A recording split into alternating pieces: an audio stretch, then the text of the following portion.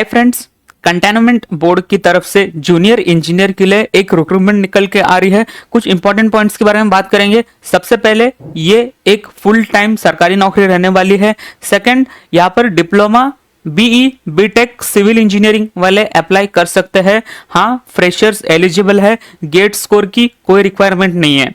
Second, यहाँ पर important point ये आ जाता है कि लोकेशन आपका जॉब का दार्जिलिंग वेस्ट बंगाल रहने वाला है, जल पहाड़ में।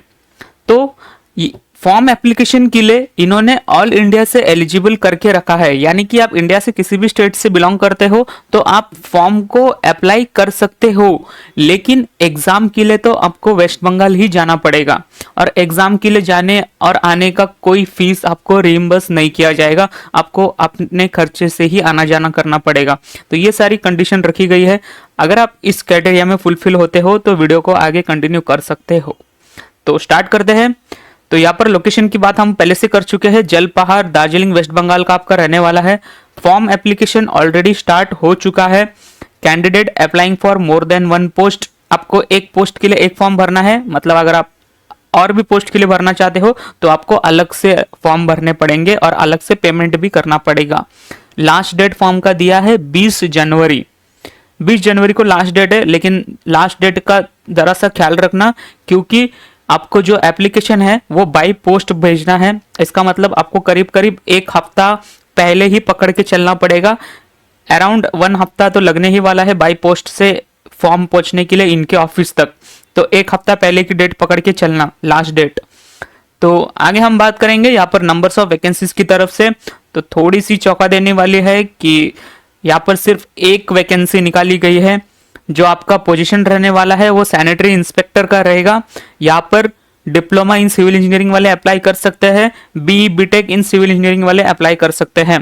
तो ऑटोकैड का बेसिक नॉलेज भी होगा तो चल जाएगा। मेरे ख्याल से इतना हर सिविल इंजीनियरिंग वाले को और हर डिप्लोमा इन इंजीनियरिंग वालों को आता ही होगा, ऑटोकैड का बेसिक नॉलेज।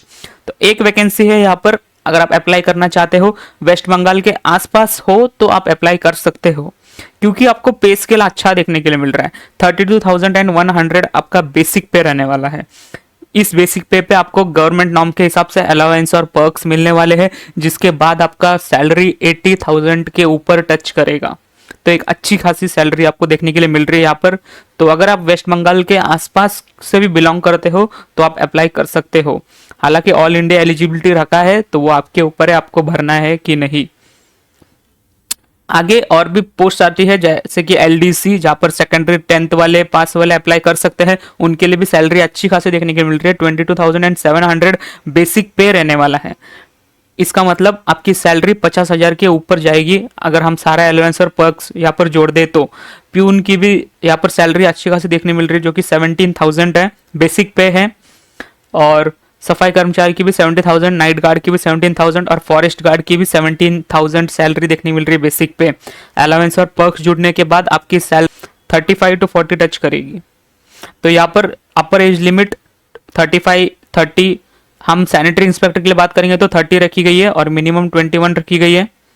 तो आपको एज रिलैक्सेशन देखने के लिए मिलेगा, क्योंकि सरकारी कंपनी है, सरकारी जॉब रहने वाली है आपकी।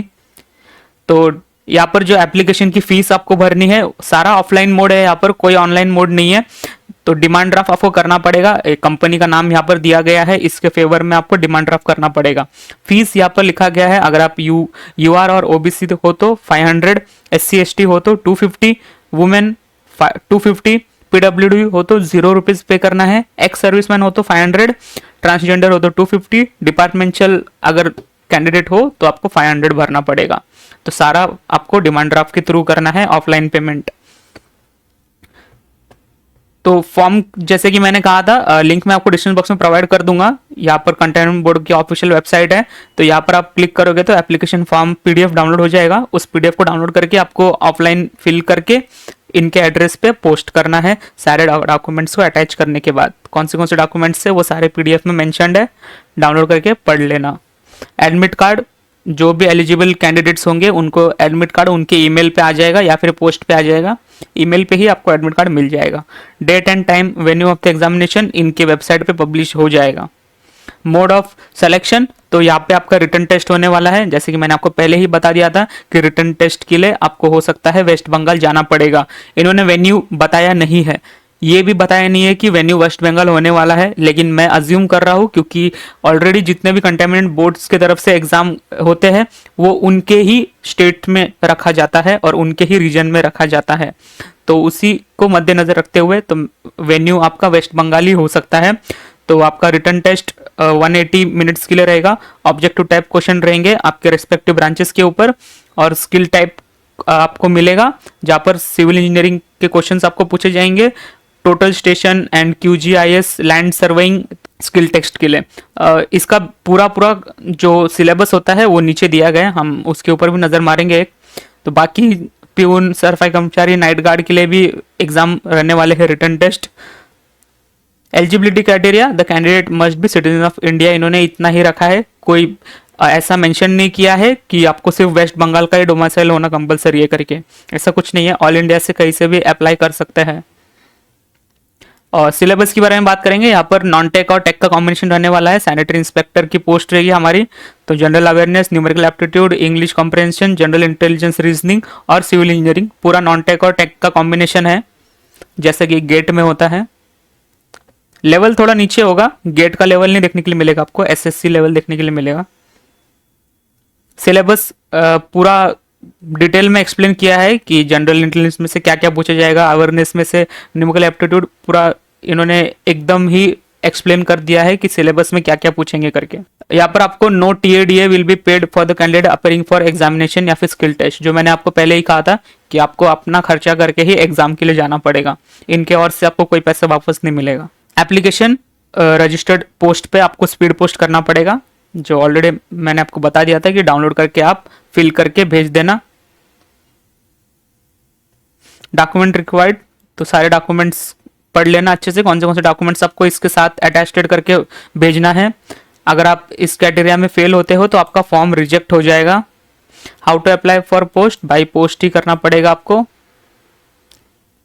अगर आपको कोई डाउट है तो इन्होंने ईमेल आईडी दिया हुआ है इनके HR का, तो उस HR की ईमेल आईडी पे आप कांटेक्ट करके पूछ सकते हो अगर आपको कोई भी डाउट है तो। जनरल इंस्ट्रक्शन पढ़ लेना, नॉर्मल सा जितने भी गवर्नमेंट जॉब्स के लिए होता है वही क्राइटेरिया रहने वाला है। So that's all, thank you for watching. मिलते हैं आपसे अगले किसी वीडियो में एक नए टॉपिक के साथ।